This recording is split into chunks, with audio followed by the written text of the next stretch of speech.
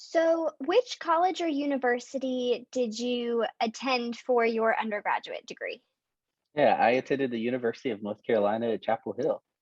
And what did you major and minor in during that time?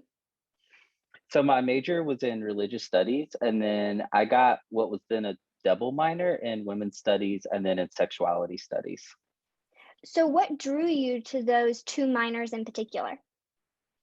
Well, I think as a queer, trans-identified, first generation college student, I was really interested in exploring my own identities, but also exploring identities that I don't hold in order to better work against the cultural reproduction of power and privilege. So not only did I want to learn more about my own marginalized identities, but I also wanted to learn about the places where I hold privilege as a way to understand the experience of others, but also as a way to deconstruct those things. And it felt like women's studies and sexuality studies was the most viable route for doing that because of the intentional power analysis and the focus on systemic inequality and the ways that those systems play out to benefit some at the expense of others.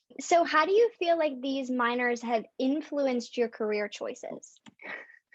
In every way, I really think they built the foundation in which I continue to draw on and rely upon now as someone who works in Center for Sexual and Gender Diversity as a part of a university with seven different identity and cultural centers.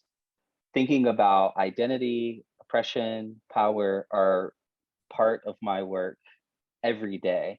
So the relationships I built, the curriculum and content that I learned, and the analysis that I developed during my time at undergrad is really what informs, or at least it's a foundation I built a lot of what my work and what I do today upon. Where are you currently employed and what is your current job title? Yeah, absolutely. So I'm currently serving as the assistant director in the Center for Sexual and Gender Diversity at Duke University. And what are your responsibilities in that role, or what does a typical day look like for you if there is a typical day? There is no typical day in student affairs, to be honest. And we are in a not so typical time.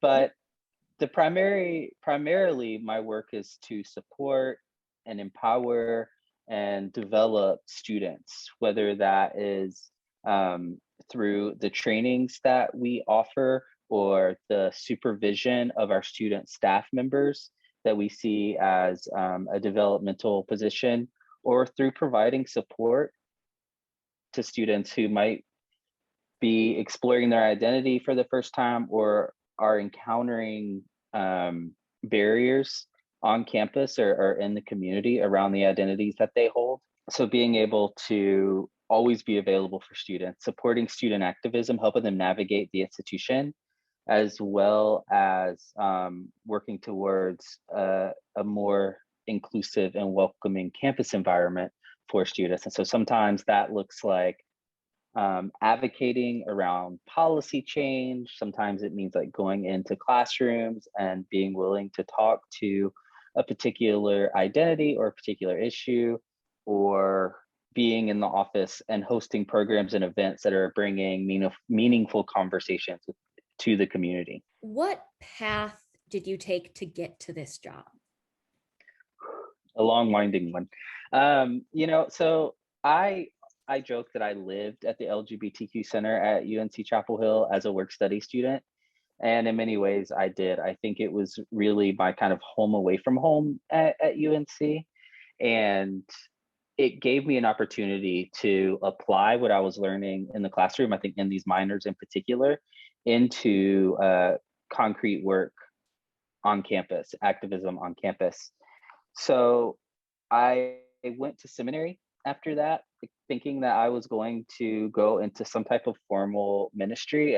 My Christian faith is someone who came out in a rural Southern Baptist church as a queer and trans person. I didn't have the best experience in that, and so I felt this strong like sense of wanting to continue to be a part of that conversation. And as I was in grad school, I found myself doing very similar work with the Office of LGBTQ Resources on campus, with our graduate and professional LGBTQI plus student group, as well as with the chaplain's office, kind of bridging those conversations between sexuality and spirituality.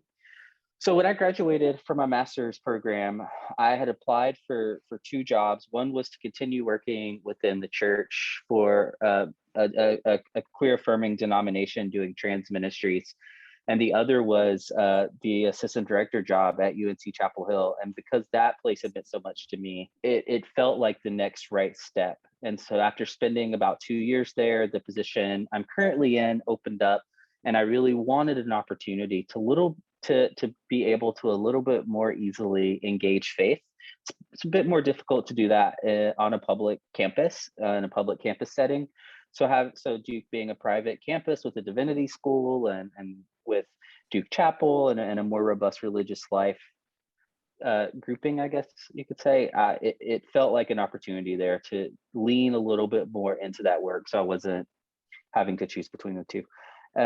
Been at Duke for 5 years in August, and am also now in the Doctor of Ministry program at the Divinity School. So in some ways, I have been able to actualize that, and continuing to figure out what's next. That, student affairs seems to be a great fit. Being able to do this work, being able to inspire and develop students and be a supportive person for students has been such a gift, because I know from my own experience in undergrad, I don't know if I would be where I was if it wasn't for the student affairs professionals who were there for me. And so I think just trying to be that person for other students is what ultimately keeps me on this path and brought me to this place.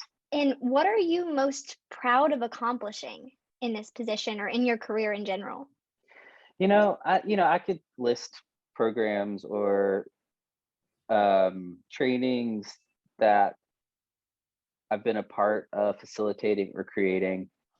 But ultimately, I really think it's the relationships that I built. I think the students that come back and want to be engaged alumnus, or who reach out just to tell me how they're doing and, share what their time working in the Center for Sexual and Gender Diversity or attending a program or being engaged, what that meant to them in their identity development and in their journey. I think those are probably where I get the most meaning. If you looked back to, 22-year-old you, what do you think that they would think about where you are today? I think that looking back, it all makes sense. I think that, he'd be pretty stoked about it. I will say that I didn't know what I was gonna be doing until I was right on the heels of graduation. And the thing that I try to tell my students is that let the journey shape you. There can be all of this pressure to have the perfect internship or the perfect job lined up right after, like by, junior spring.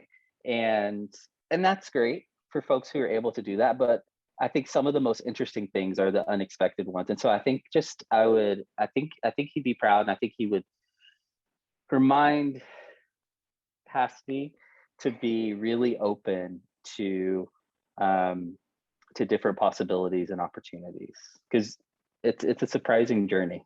I think that probably 22-year-old me would have never imagined where I would end up, and probably would not have dreamed for myself where I am. And so in some ways I'm grateful, because I don't know, I think 22-year-old me was probably pretty insecure about making it out in the world post college. But it all worked out. People told me it would, and I was like, okay, sure. But actually it really did.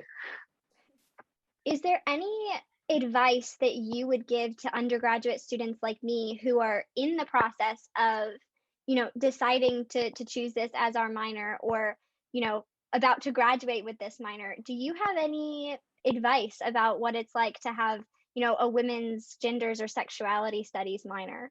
Yeah, absolutely.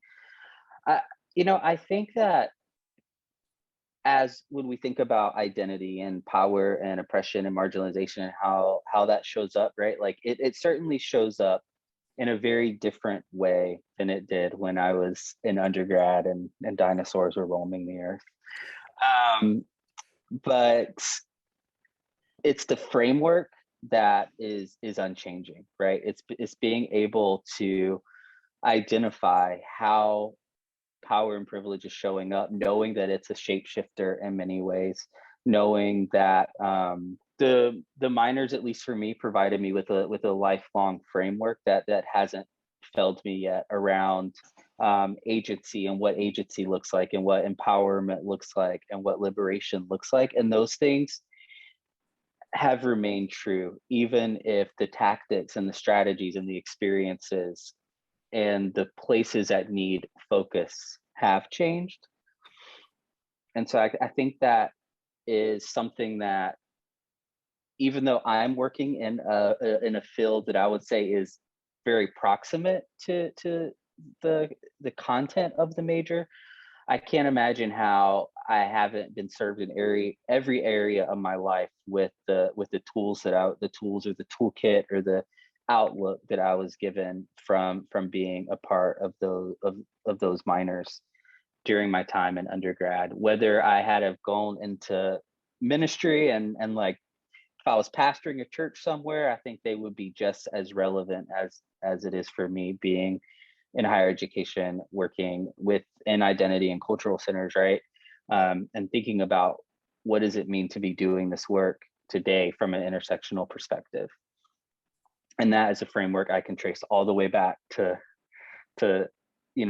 sex, gender, and power, right? In undergrad. So, and comparative queer politics or any of those, intro to women's studies, like it was all a part of those classes. One of the things that I try to do, at least with the students that I'm working with, is you may need to center the areas where you hold a marginalized identity, but you also have to do that fluently with being intentional about sometimes centering the places where you hold privilege to ensure that you're having the impact that you want to have in any given space and not doing that at the expense of another. So, well, thank you so much, Angel, for meeting with us and sharing your story, sharing your journey. It was incredible to hear.